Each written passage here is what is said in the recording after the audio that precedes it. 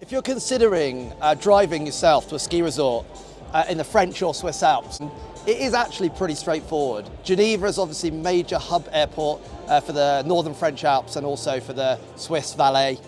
Renting a car, it can be a daunting prospect to think, you've got to drive up into the mountains from a city once you've flown into Geneva. But actually, it is pretty straightforward. Obviously, if you're from the UK, the first thing to bear in mind is you're driving on the other side of the road.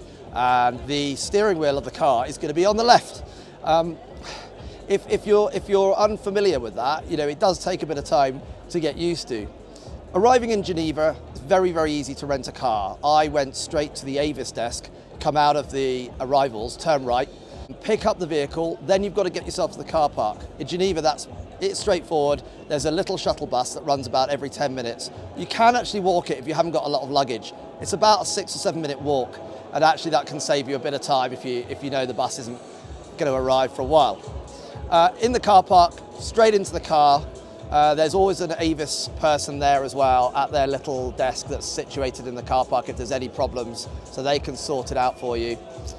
Drive the car straight out the car park. If you're going to France, the signposting, I've got to say, out of Geneva into the France sector is not brilliant. There's a few sets of traffic lights you've got to negotiate, and there's a left-hand turn, and there is a signpost saying France, but you've got to look out for that. Then if you're going, of course, to the French Alps, you will cross the international border between Switzerland and France. Most of the time you're not stopped at that border, but of course you have to have your passport handy, so I would always have it just handy next to me on the seat or whatever if you're going to go through that border area. If you're going into Switzerland, you go the other direction, you follow the signs to the Swiss motorway, and then you go direction of Lausanne and Montreux, and then you're heading into the Swiss Valais region towards Martigny and all the ski resorts around there. So typically to get to somewhere like Verbier or Crans-Montana, it's about 2.5 hours drive. I'm in Tignes right now, and I've driven to Tignes. That was about 3 hours door to door. So not too bad, and that was a busy evening rush hour traffic as well. And the main things to remember if you're renting a car is always ask that they've got winter tyres on.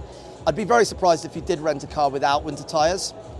A 4x4 is always, of course, handy to have, but actually, don't worry too much about that. Winter tyres are fantastic, and if you have winter tyres on a two-wheel drive car, you should be fine. If there is a lot of snow on the road, and I mean a lot, not just a little bit of snow, because your winter tyres will handle a little bit of snow on the road.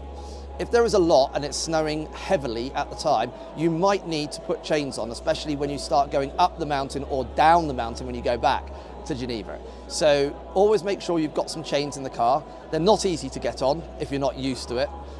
It does take a bit of time, but obviously sometimes, and it's very, very occasionally, you will need to put chains on. But if you do, it needs to be done. Don't take the risk.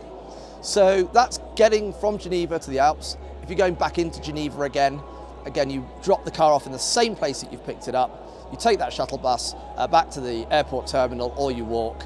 It's very quick, it's very easy, and then you can check in for your flight. So again, I've used an Avis vehicle this time round. It's the largest desk there in Geneva Airport. They have a huge range of vehicles, from small cars to obviously large 4x4s.